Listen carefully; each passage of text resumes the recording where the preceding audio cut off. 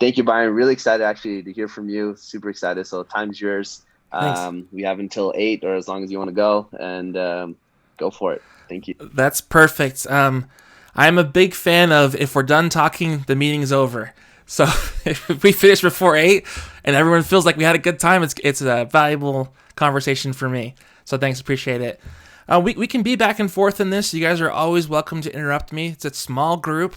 It's a training class, but there's a lot of content that I am prepared to talk about if you guys don't feel like asking questions or you just want to listen. Some of the topics that we're discussing you may not have ever heard before, and so I totally understand if you just want to sit back and listen. That's appropriate. Don't feel like you have to interact, but I definitely appreciate it, and I think it'll help enrich the conversation as much as you are willing to, or feel like you have something to add. So, as far as like exercises and that kind of stuff, with it being Zoom, I wasn't sure if we would actually break up into groups and do role plays or anything like that. So we don't have any exercises planned. This really is just trying to get you to think about professional sales maybe a little bit differently than you have. So as Ashley mentioned, she went to BYU. I also went to BYU within the Marriott Business School. So we're both very familiar with the culture at the business school and how it relates to the perception of sales. So Diago was talking to me before about a lot of people look at sales from just the perspective of pest control sales. There's nothing wrong with that. It's a lot of the way that the culture around sales is. You guys are slightly different because you are been familiar with it. You're doing sales competitions. You have great professors like Greg and Tamara Masters beforehand talking to you about the difference in a professional sales career. But a lot of people just don't understand or see how it's different.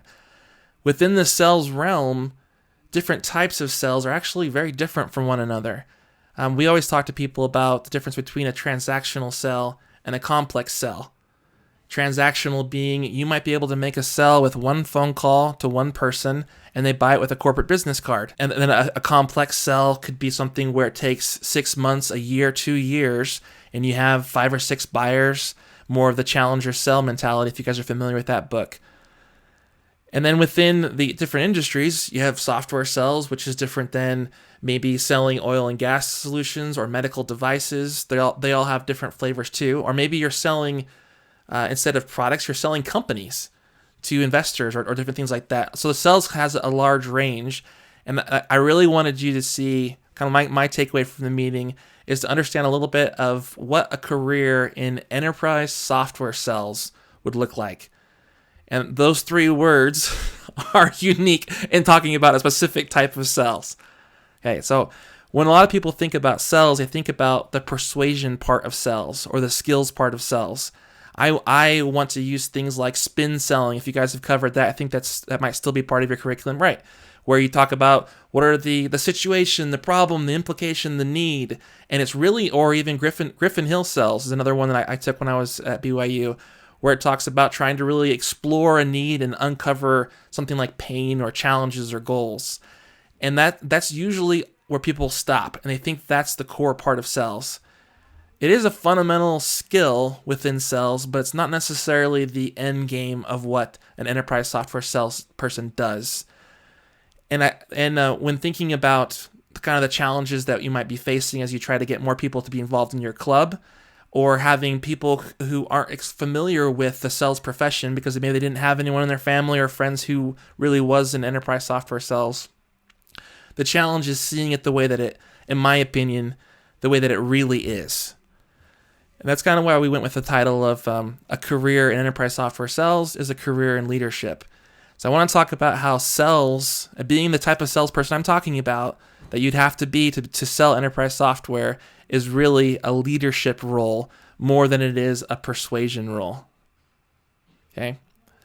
Okay, so when you're doing enterprise software sales, here's some scoping for it. Typically, the average selling price of a deal that you make is in the hundreds of thousands to the several millions. So a company is spending a lot of money with you on software and implementation services. You might still, depending on your target market, get down into the 50,000s and stuff, but anywhere where you're selling a software product less than $50,000, typically you don't need it's not as much of this leadership position that I'm talking about. Still use the principles, but it's not required. It's required to do the things I'm talking about for you to be successful once you start selling bigger software. The other kind of uniqueness about this sell is you're selling to departments and enterprises as opposed to individuals and teams. So, for example, I'm going to sell a software solution that's used by the entire marketing team, the campaign team, the digital marketing team, the product marketing team. I can just list all the different functions within marketing, and they each may have 20 or 30 people within those groups all working together using similar software. That's a much bigger deal that you're talking about, right? And then the other aspect has to do with the way that companies buy. Typically, larger sized companies, enterprises, they're more risk adverse. If you guys ever read the book Crossing the Chasm or are familiar with that phrase, it talks about early adopters, late adopters, right? That's about as much as I know from that book, by the way. So enterprise companies are typically more of the later adopters, and so they need the stuff to be proven, which means you have a lot more due diligence in an enterprise sell. Okay. And then lastly, an enterprise sell takes longer to do, probably 6 months or longer. And within the Utah Valley, Salt Lake City area, you might look at a lot of software companies. We're a tech bloom type company. There are a lot of smaller software companies that sell to other small companies or mid-sized companies. And then you have a few that sell to the enterprise. The ones you've probably heard of are Adobe, Workfront, Domo, Qualtrics. Sometimes they're bigger, and then like Workday are all ones that are more of the enterprise sell type mentality. All right, so just kind of laying the foundation on there, so you get an idea of if you think about it from that perspective, the things that I'm saying don't sound quite so radical. Okay, and it's a little bit more believable for you. So in an enterprise software sell, I think the first thing to think about, if I'm trying to say that it has more to do with leadership, is to think about what does the sales process look like. So you guys have covered sales processes a little bit in your classes already, that there's different stages to an enterprise sell or software sell. If you're doing a transactional sell, there's very little sales process. It's I make a dial, they answer the phone, I convince them of that they should buy it because I've went through a need analysis of some sort. I get their credit card information or send them a quick purchase order, and then they close the deal, get someone to sign it or swipe the card themselves. That's your sales process. In an enterprise sell, there's more steps that happen in that sell because there's more people that need to be involved. You really need to be thinking about enterprise sells as more of a change that happens within an organization, and it makes a little bit more sense. But just kind of knocking off a couple more things. If you really think about the first step in an enterprise sell is discovery. And that's the things that most of us are familiar with. It's common to all types of sells. Everyone has to discover the information about the situation, the pains, implication, needs, right? You need to understand what business challenges they have and what they're trying to accomplish. So if you really think about that step from a leadership perspective, you're meeting with an individual who doesn't quite know that they have a specific challenge, or they know they have a challenge, and you're trying to help them figure out what to do with themselves. That's no different than a normal coaching conversation where someone says, I don't know what to do with my life, or I don't know what goals to set, or I don't know what classes to take. You talk to them about, well, what are your goals? What are you trying to accomplish? How big of a problem is that? What's the benefit of accomplishing that goal to you or to your family or to your friends or to your business associates? And then once you identify a problem, you'll talk about things like what are the impacts or the needs? Like how does this impact others? I think it was Brian, you said you just recently got married.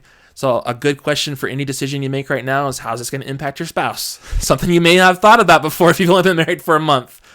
And so as a leader, if I was talking to you about making a decision on pretty much anything, I would suggest, hey, Brian, have you considered the impact that this has to your spouse? Because you probably haven't. As a salesperson in discovery, I might say things, have you considered this impact that it might have to another team, or to the operational metrics that you have, or the leadership organization, or maybe or the potential return that you might get on your investment, okay?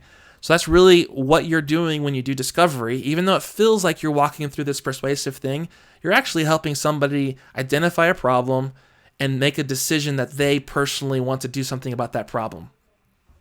The next step in an enterprise software sales has to do with showing them a solution, either some sort of demo or talking to them about their process and that kind of stuff.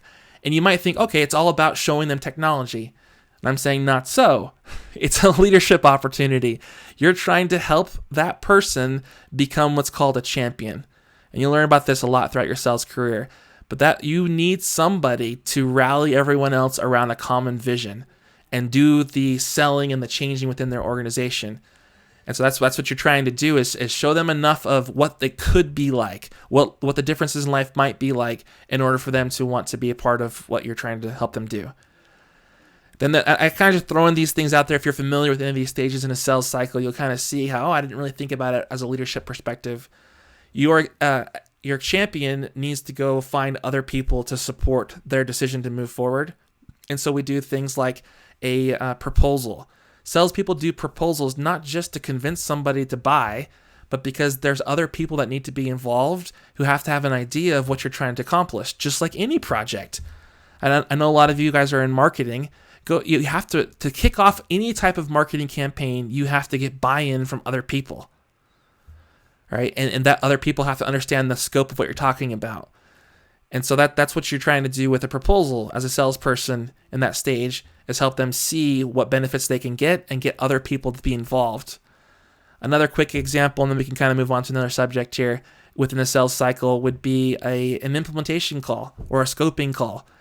That's an opportunity where you sit down with somebody and you talk about how they're going to go about implementing the solution. If any of you have looked into leadership skills, one of the things has to do with setting together action plans with somebody. Okay, you have this goal, you want to accomplish the goal, you're going to take this action, then you start asking like project management type questions. Who's going to be involved? How much time is it going to take? When are you going to take the action? Those different steps have to happen in order for them to make a decision and implement it. That's the same thing you do in sales. So I just want to give you a little bit of an overview so you can think about it differently. Now and then later, when people are talking to you about sales principles, you'll start to see actually that's kind of a leadership principle if you start applying it with a mentality of helping people change and make differences. Another aspect of enterprise software sales I wanted to cover briefly was that it's a team selling event. There are a lot of people intimately involved when you're selling software on the enterprise level versus maybe an individual solution.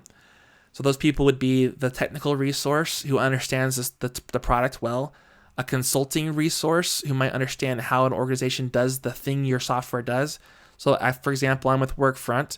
We help people collaborate and manage on their work and the way projects are done. There are experts in that field who understand things like a project charter and being able to do cost analysis or risk assessment, things like that, right? Which, although our software supports it, there are experts who can help them really make that change. So those people are involved too. And then we'll talk as well later on. The majority of this conversation, I wanted to focus on what you can do as a leader to help you in sales. That's probably where you'll want to take a lot of notes. And then the last one is on team buying. An individual does not buy enterprise software. I mentioned Challenger Cell already, but the reason why I mentioned them is they're kind of a marquee company in helping everyone realize that right now it takes about 6.5 or so people within an organization to really make a decision based on that. It's not necessarily new, that concept, but it's definitely was presented really well and packaged up nicely so people understood it a little bit better. But so not only do you have to be a leader with the individual that you first talked to and a leader with your team that's trying to sell to the person, you also have to somehow be a leader of the person who's buying your software's team. So you get to lead vicariously another team that's trying to make change within their organization. And that has to do with there's different roles that person plays when they buy. For example, I mentioned champion already. There's also things called coaches and supporters and economic buyers. If you guys want to kind of do some Google searching on the different roles that people play when they buy software, Miller Hyman is a good place that talked about, it's been around for a long time, about what those different roles are. But basically, even though I'm excited about your software, I may not be the one who actually can buy the software. Or I might not be the one who can share the needs with another group. Or maybe I like you and I like your software, but I'm not willing to kind of put my neck out there on the line and say, yep, this is a decision that we should make. All of those things have different roles. Or maybe you're the one that uses the software, and so you have a perspective too. And you need to understand all the roles they're playing and then help them make the decisions and take the actions that they need to be successful. Just as a simple example, you're not going to be able to make a sell if you don't get something as simple as as a technical buyer, as someone who looks at the software and says, "Yep, this software works the way it's supposed to work." Like an executive won't necessarily be able to make that decision, but they won't buy or move forward without that person's opinion. So if I'm working with my champion, I have to help them say, "Hey, if you want to really make this change, you need to get so and so involved in your organization." So, and talking to us next Thursday at 3:00 or whatever, so that we can make that decision. All right. So I broke up the talking points so we can spend a good amount of time on each one of them. But kind of think of that in your mind. It really, and I'm going to close on this thought too. It really matters what type of software you sell or what type of things you sell, just as much as it matters who you are and the skills that you have. You want to set yourself up for this type of sell. You're not going to stumble into enterprise software sales. You have to work and move in your career towards that path so you have that opportunity. Now, I did mention leadership. And so even though this is a sales class and we're kind of doing sales training, I know we have the general marketing group with us. And then Michaela, you're kind of just getting into the marketing program. I want you to think about the leadership skills that are required for an enterprise software sell a little bit differently than maybe normal. So as an example, we have a leadership development program. Actually, it's actually part of it at Workfront, where each week we get together and we talk about some management skills. We actually use the book that you guys have for your developing management skills class at BYU. We use a similar textbook in order to cover some of those skills, and you can see how they apply to being a professional salesperson. So even from the internal perspective, things like developing self-awareness, managing stress and well-being, and solving problems creatively. You'll meet a lot of people that say, as a salesperson, every day you have to look at yourself in the mirror, identify what's wrong with you, and then spend all day fixing it. So it's another way of talking about self-awareness, right? And you have different cultures within sales that talk about that subject a little bit differently. Or if you're going to talk to, let's say, Nike wanted to buy your software to help them run a campaign, and maybe in Europe to help sell a specific sportings line to a new group and try to build confidence in themselves while they were doing that software. So you're going to be talking to someone who is a transformational leader. Guys, think on your organizational behavior class and organizational leadership. Transformational leaders are different than other types of leaders. They're the ones that actually make massive change within their organization. And frankly, they're some of the best leaders in the world. That's who you're talking to. You're going to have presence with them. And a lot of that has to do with emotional intelligence and being able to use your emotions appropriately within the meeting, understand and have empathy for what they're talking about. And then you need to understand how they learn and how they communicate so you can share the information appropriately with them, and how you communicate with other people and how you learn and develop yourself too. So something as simple as it. So self-awareness is a leadership skill, undeniable, but it's also a critical skill in enterprise sales too. Creative problem solving, thinking about problems and solutions. You do lots of problem solving scenarios with your prospects when you talk to them, as well as some of these other groups that we'll mention a little bit here too. And then empowering and delegating. You'll see when we come up with ideas for how to work with some of these other groups, you need to help other people be successful and help them help you be successful. We mentioned in the kind of the prompt from the meeting, marketers spend all of their time trying to generate revenue from the company from the lens of marketing. Other companies, other groups also do the same type of things, and they really do need your help in working with them, and you need to empower them. And we'll talk about that a little bit more later on. Other leadership skills. I mean, we have the core structure ones, but if you just kind of think about it, communication is a leadership skill that people often talk about. In a sales role, like you're talking about now, no one's going to listen to you, have confidence in your ability to help them change, invest millions of dollars with you if you're not able to communicate your vision effectively, or things like that. And kind of the last thought I had there too, if you think about what you're doing less as sales and more about enabling change, I think that's closer to what an enterprise software sell is like. So John Cotter and his 8 steps to change, which is talked about in the class a couple times, that's more applicable in enterprise sell than spin selling is. because you need to help people recognize their vision, set a clear vision for what they want to accomplish, remove obstacles, gather a coalition of support, help them get quick wins. An enterprise sell, typically you make your money off of the renewals that happen or them continuing to be a successful customer. And in order for that to happen, you have to help them actually make the change that they wanted to make. So before we switch to the last topic, any thoughts or questions about what we've talked about so far? I have a quick question. Thanks, Ryan. So right now, I do software sales in an individual to team level. Mm-hmm. How did you start the enterprise sales? Did you start as, doing it the individual and team level, or did you just jump right in and learn the ropes by following and shadowing someone? Ryan, you always got to have the bird in the hand is worth two in the bush mentality a little bit with this stuff. You need the opportunities to grow and develop in your career. Like you said, you're working right now at an individual and a team company. You can develop yourself in that role, develop your leadership skills, but eventually you're going to have to find a company and a product that requires an enterprise sell if you want to apply some of those principles, right?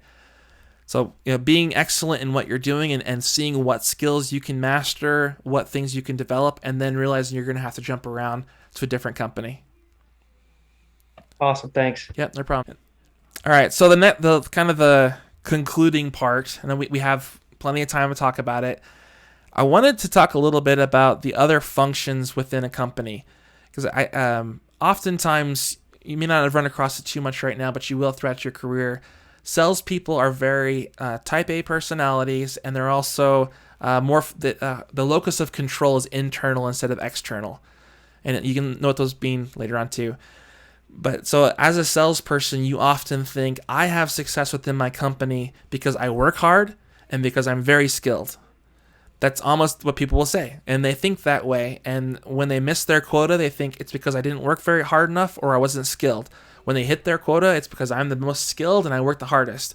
It's very rarely do they think about a bigger picture and see the whole company working behind them. And Ryan, to your point, when you're working in a smaller company where there isn't a lot of people helping you in the sell, it's even more true.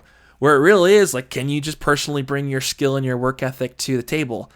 But as you start getting into the bigger sales cycles and the bigger companies you're targeting, you'll realize very quickly it's not just about your skills and what you're doing from a sales perspective. It has a whole lot more to do with your leadership skills and how you work with these other groups and other departments. So one of the things that Ashley and I have kind of figured out as we've had people come and be DSRs and get developed and trained, one of the first gaps that you kind of see in their sales or their ability is an understanding of all the different functions that they either sell to or that they work with to have success. And that's understandable, right? Most people, when they first start off in sales, they don't have a lot of work experience. They haven't had a lot of exposure to different departments and different functions, and now you're asking them to understand it all. So we get it, but so I'm going to go a little bit slower in talking about these things. If you're not familiar with what the function does, I'll talk about it a little bit. But what I want you to walk away from are a couple of things to remember when you're working with these groups that you can do differently so you can have success long term. All right. So for the first question we're going to ask ourselves is, what does this group do to try to increase revenue? Because that's our goal, right? As a salesperson, we're trying to increase revenue. So what are they doing to try to increase revenue? And then we're going to think about, well, what can we do to help them with their projects to increase revenue? And then the reverse, what can we do in helping them so that they're able to help us more effectively with our part? That's kind of the relationship we have with all these different functions as a salesperson. So let's go within the marketing realm first. That's probably the area we're most familiar with. You may have a group within marketing called the account-based marketing group. You should at an enterprise software company, an enterprise software sales company. That group of marketing is responsible for targeting a really small segment of your addressable market. Sometimes it's like 200 companies, sometimes it's 400, where they're really focused on trying to acquire specific companies and grow business within that company. They may have a charter to do more than that, like maybe your top 1,000 customers or your top 2,000 customers, but they're very focused on doing all the marketing activities instead of it toward a market, doing it toward specific companies. All right, so I'm an enterprise salesperson. what they're trying to do. Do you guys have any idea what you might do as a marketer to try to target an individual company and market to them? Yeah, it's okay if you haven't. Like I said, these are things that we're bringing up for the first time or whatever. But they do things like campaigns where they target specific industries within there. Like, okay, hey, I mentioned Nike already. Maybe there's something unique messaging that they can do to just Nike, like some growth expansion that they're having. And so they find all of the people responsible for that change, and then they send them something in the mail, or they send have a bunch of advertisements towards that specific person. All right, so one of the things that you can do in helping that group is to give them feedback on the effectiveness of their campaigns. Marketers eventually either support existing opportunities or they find you new opportunities. It's kind of how you think about it from a salesperson perspective. And the quality of those opportunities can be significantly impacted by the feedback you give them. If you think about it from their perspective, they might spend, depending on the budget or whatever, they might spend $10, $20 million on their marketing campaigns. That's a lot of little brochures to send out, right? There's a lot more they do than that. I'm picking on them. So there's a lot of things that they do there. They need to know if it was worth it. Was it effective or not? Nowadays, marketers are extremely scientific in analyzing the effectiveness of what they're doing. And so they want to see like how many new leads we got, how many new opens, new opportunities that was generated, dollar amounts that we were able to get from doing these things. So they're trying to do those things, and you can give them great feedback, often saying, hey, that campaign that you gave, it didn't resonate with the people that you were trying to talk to. I talked to the customer last week. They said your event was kind of flat. So just for the sake of this conversation, I'm going to kind of pull back and talk about all of marketing, just so that it's a little bit more relatable to what you guys are trying to accomplish. As an example, you have a field marketing team. It's their responsibility to go to these conferences and things like that and try to build your brand and find new opportunities for you that way. And often they spend, again, hundreds of thousands of dollars doing these different events, and they send over new opportunities to you, and then it's like a black hole sometimes. So if you want to be more successful as an enterprise executive or a professional salesperson, you can go back to them and say, hey, last month we had this event. I had 3 of my customers go to that event. They had great experiences because of this, this, and this. If you were a marketer hearing that, one, I'm going to be empowered and motivated because it feels like my work actually matters. Again, those are all leadership principles I just mentioned. And then 2, I'm going to spend more focused areas on those 3 things, right? Wouldn't I want to make sure my next event had those 3 things? That's invaluable information to them, and it can make their effectiveness skyrocket. Or if you don't work with them and you don't give them that feedback, they have no clue. So they're just going to be shooting in the dark. I mean, they do more, so it's not really shooting in the dark, but it's not as effective as if you gave them that direct feedback on just something as simple as we liked it or we didn't like it. Another one might be some sort of creative campaign that they did. Your direct mail group might have sent everybody this cute little flash drive that had some information on there, and all you have to do is just say, hey, my customers or my conversations, the people that I talked to, this is the feedback that we got from that. Or saying, hey, that campaign that you ran, we got these 3 opportunities that closed for more than they usually do. Or let's say that they're marketing toward existing customers, and you could say, hey, I was about to lose that customer. They were going to go with one of our competitors, but I really feel like that event that you held together where you had all the current customers talk about their success gave them the confidence to move forward with us. And again, if you do that, they'll do more of those things, and they'll do them better and better and better. So just marketing alone, it's really hard for them to get feedback on what's going on and how effective it was. And you as a salesperson, all you have to do is just send them a quick email or a quick instant message where we use Slack, and just say, hey, I noticed this thing from this one source of the lead. It was effective or it wasn't effective. It was good or it wasn't good. Now, with some of your bigger clients, whether you work very heavily with a group like marketing, you'll want to have closer relationships with your marketing team and talk to them specifically about maybe if Google was one of your accounts, what is Google happy about? What are they trying to accomplish, and how we might better support them with what they're trying to do. So that the marketing is the easiest one to see, right? As a salesperson, there's other ones that maybe aren't quite so easy to see that I want you guys to think about in the future of how you might work with them. And then also challenge. You'll see at the end here, maybe challenge yourself to say, well, why isn't that function helping me out? And maybe you can use leadership to try to help you more in the future too. So one of them is product and engineering. So when you're in software sales, you have releases that happen where new features and capabilities are released all the time. That group could really use your feedback and support and knowing what it is that your customers like or want in the future. So just taking the time, you go on site and you meet with somebody and they talk to you about all the great things that your software is doing, and they mention 2 or 3 things that they don't like or they'd like to see differently. Or maybe they mention, hey, did you know your competitor does this? So you take that information and you just, again, send it in an email or whatever to your product team, and you will be their favorite salesperson they've ever had. Like it helps them so much to feel like what they're doing is valuable, and again to prioritize and figure out what's going on. Another group that you might be thinking about are like the customer success group.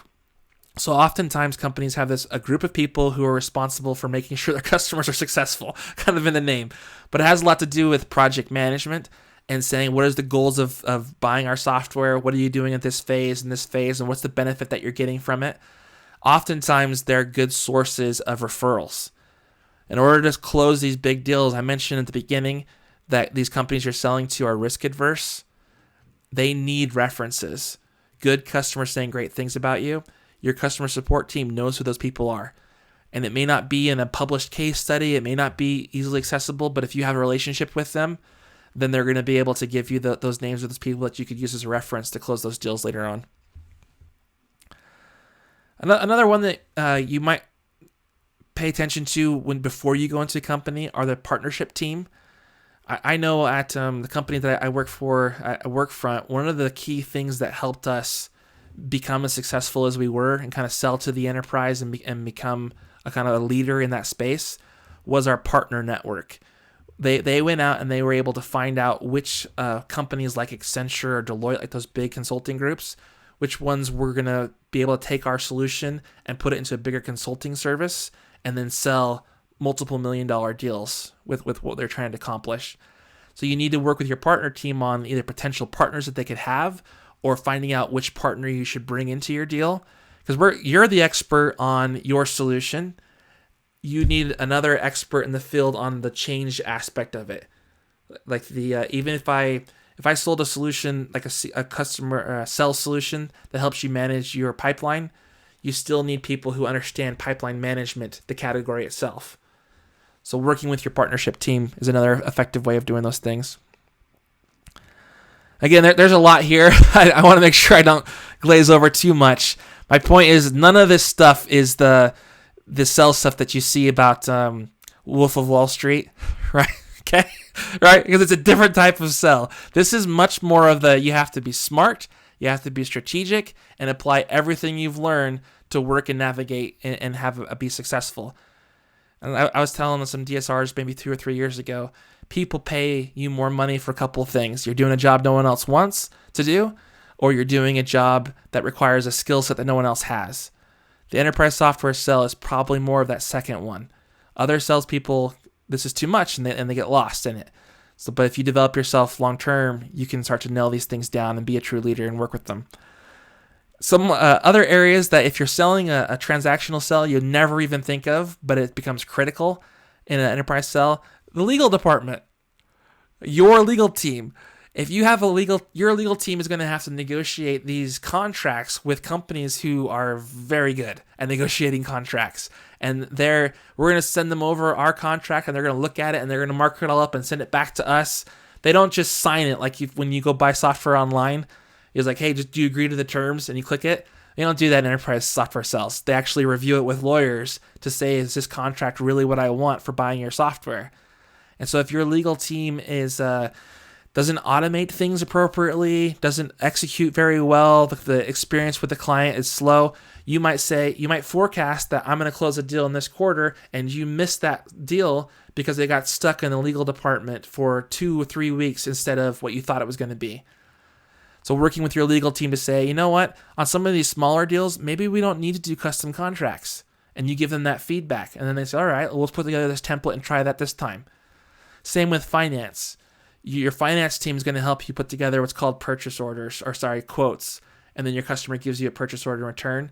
Those quotes can be kind of complicated when there's a lot of line items of what they're going to buy, and the prospect looks at that.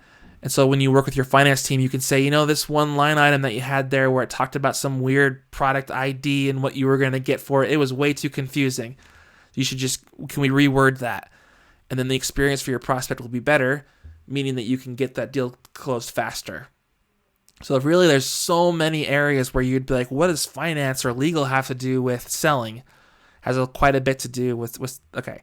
And then the last ones I wanted to talk on are like the obvious ones. Your sales operations team, they're the ones that manage your database, like your CRM, Salesforce.com is pretty typical.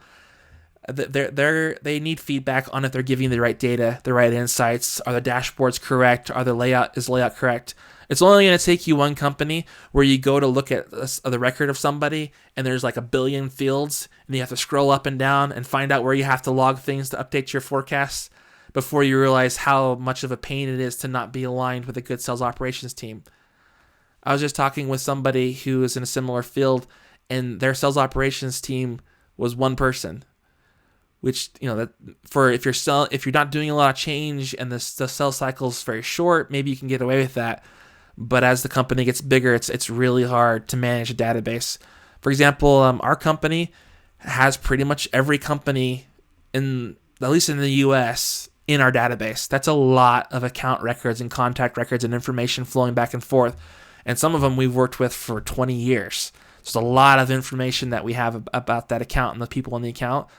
Having it all messed up is going to make your life horrible as a salesperson. You won't be able to sell as much. But the reverse, what if your sales operations team gave you a list of 10 people every month that were going to buy your software? Wouldn't that'd be the easiest thing to do as a salesperson is only call or work with those people who are going to buy. And your sales operation team that's fully enabled and being led by someone like yourself, vicariously, obviously, are going to be able to give you those type of things. Now, the two people that you're going to work with the most, I say people, they're functions, are your sales engineer. We call them solutions architects at Workfront. They're the ones that are going to be showing the prospects the product itself. They're doing the demos and that kind of stuff. And then we call them digital sales reps, what Ashley is. That's what my function does. Other companies call them sales development reps or SDRs or BDRs. It's kind of the same thing. And that's the person responsible for your pipeline. So the reason why I say you work really closely with them, because every opportunity you work, you're going to be working with someone that represents those two functions, no matter at any stage in the opportunity. And the other thing is you have the most leadership potential with those people than you do anyone else. You'll talk to them almost daily. And it makes a huge difference, especially when you're working with an SDR. Your SDR is responsible for finding pipeline for you and working with you together to find more opportunities.